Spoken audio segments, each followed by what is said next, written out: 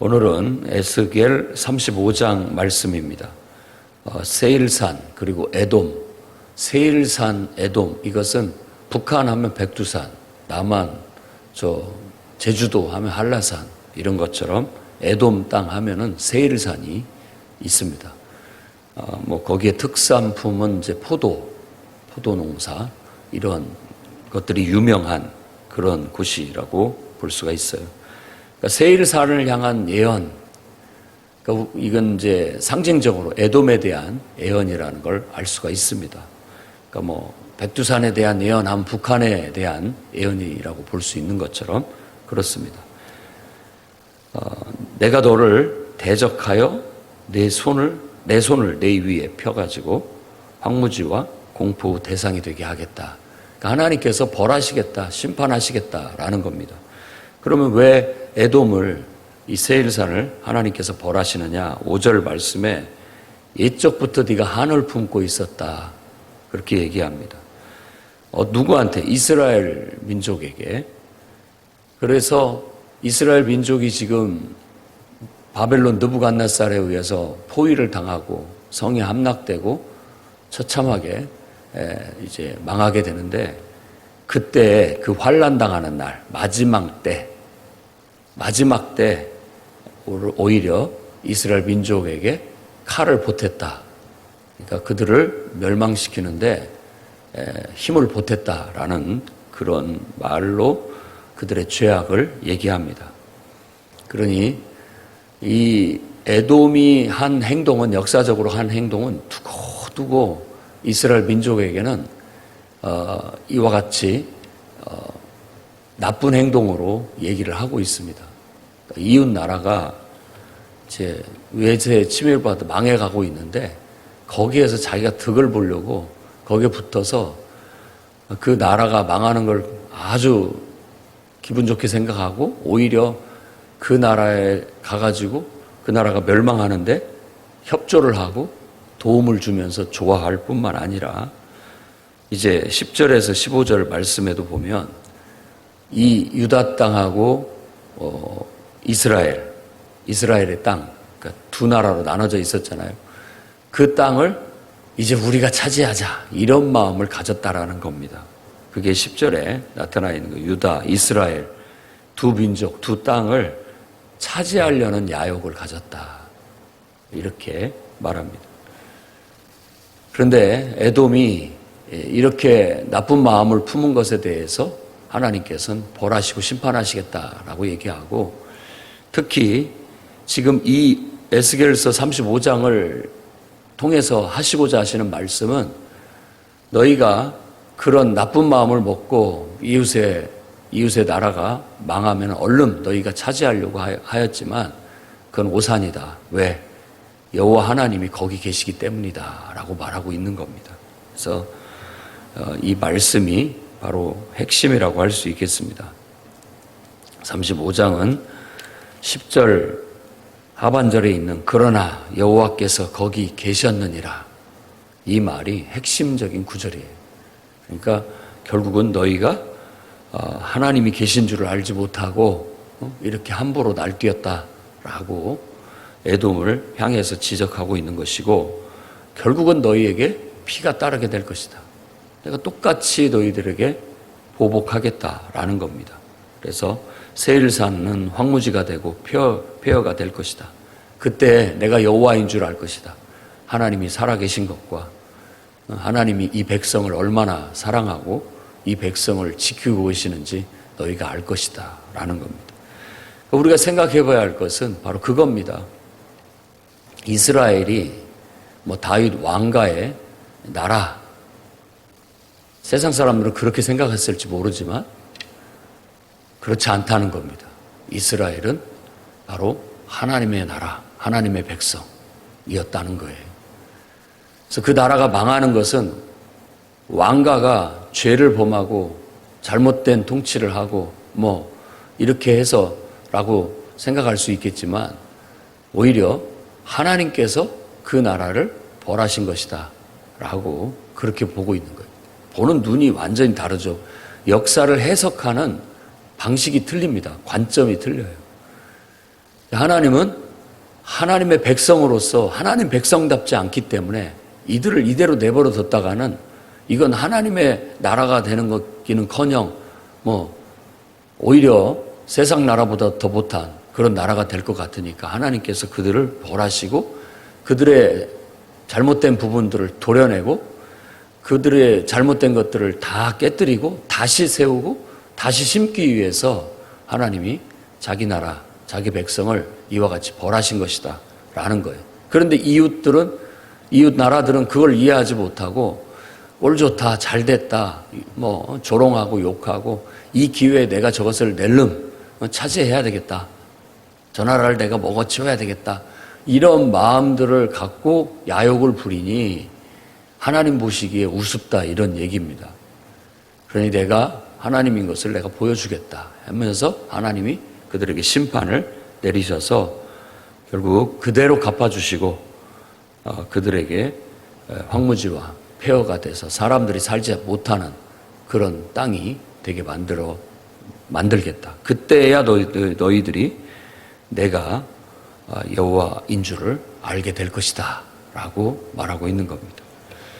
늘 하나님이 우리의 주인이시라는 걸 우리가 늘 고백합니다마는 가끔가다 우리가 잊어버릴 때가 있습니다. 내가 하나님의 것이라는 걸 망각할 때가 있다라는 것이죠. 이스라엘 백성도 자기들이 하나님 백성이라고 생각하고 하나님이 우리의 왕이시고 소유라는 것을 늘 입으로는 고백하지만 순간순간 그걸 잊어버리고 살았기 때문에 결국은 잘못된 길로 빠지게 되고 잘못된 그런 여러 가지 문제들이 발생을 해서 하나님이 그 썩은 부위를 병든 부위를 치료하기 위해 칼을 드셨다는 걸 알 수 있습니다. 우리들도 예외는 아니라고 봐야 되겠습니다. 오늘날 이 말씀을 묵상하고 적용을 한다면 우리도 우리 자신이 하나님이 내 안에 계시지. 그래, 잊어서는 안 된다. 나는 하나님의 것이지. 하나님이 나를 이끌고 계시고 인도하고 계시다. 나는 하나님의 사람이다. 늘 이걸 각인시키고 또 각인시키고 잊지 않아야 되겠습니다. 그래서 믿지 않는 사람들도 저 사람은 하나님 백성이지. 하나님 사람이야. 라고 인정할 수 있도록 함부로 여기지 않도록 지금 이 35장과 36장 이 두 장이 바로 그러한 주제를 가지고 이스라엘 백성들에게 얘기하고 있는 겁니다. 너희는 하나님의 백성이다. 아무리 하나님께서 너희들에게 지금 꾸중을 하고 혼을 내고 벌을 내리셨다 할지라도 너희는 내 백성이다.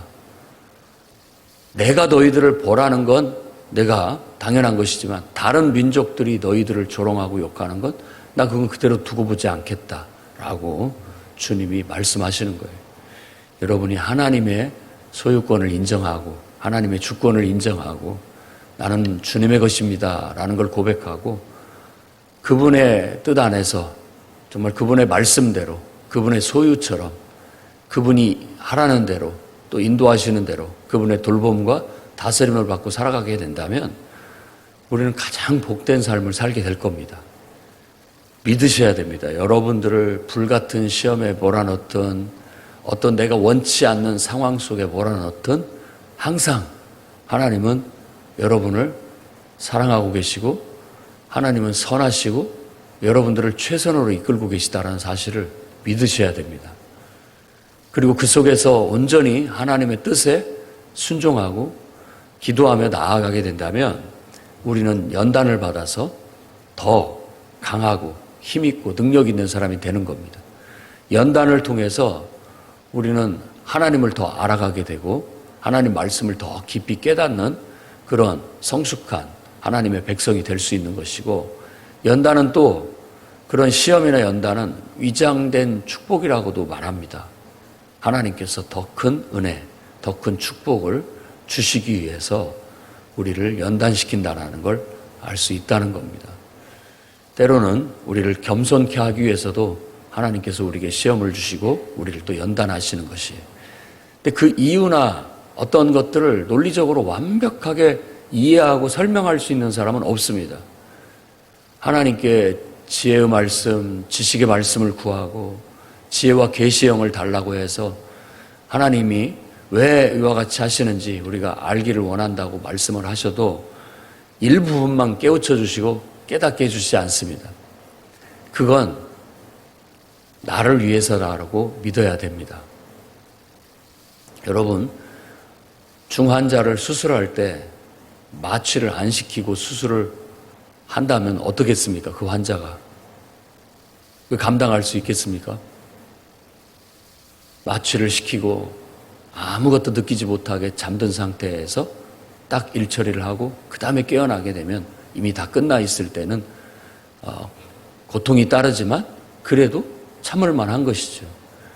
그러니까 감당할 수 있는 만큼만 하나님은 우리에게 알려주시는 것 같아요. 그런데 우리가 감당할 수 없다면 그건 모르는 게 낫기 때문이라고도 볼 수 있습니다. 모르는 게 낫기 때문에 하나님께서 안 알려주시는 것이라고 보는 것이죠.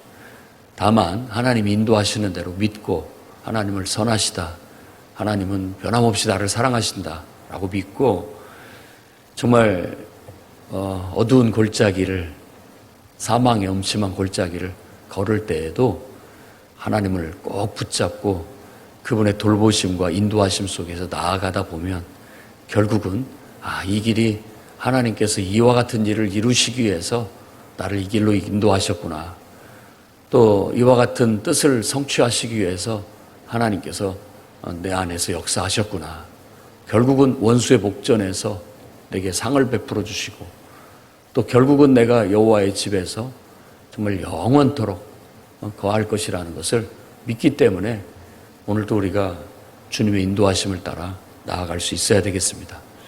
여러분 가슴속에 나는 주님의 소유다, 하나님이 나를 지키시고 나를 보호하신다 라는 확신과 믿음을 가지고 살아가시기를 주의 이름으로 축원합니다. 기도하겠습니다. 거룩하신 주님, 나를 창조하신 이도 하나님이시고 나를 사랑하사 나의 죄사함을 위해 대신 십자가에 죄값을 받고 죽으신 분도 인간이 되신 하나님이시고 또 나를 돕기 위해서 보혜사 성령으로 우리 가운데 오신 분도 하나님이시니 주님의 은혜 속에 살아갑니다. 아버지, 아들, 성령의 역사 속에 내가 오늘을 살고 있습니다.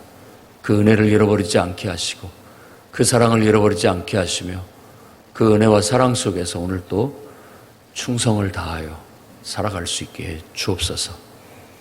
늘 하나님의 주재권을 고백하고 하나님의 청지기임을 잊지 않게 해주시고 살아도 죽어도 주님의 것이니 주님의 뜻대로 우리를 이끄시고 인도해 주시사 우리가 온전한 절대적인 긍정과 믿음으로 하나님을 신뢰하며 어두운 터널을 통과하게 하시고 하나님의 시험과 연단을 받아내게 하시며 그로 말미암아 더 겸손해지고 그로 말미암아 더욱더 하나님을 깊이 알아가고 성숙하며 그로 말미암아 우리에게 더 복된 삶이 펼쳐질 수 있도록 이끌어 주옵소서.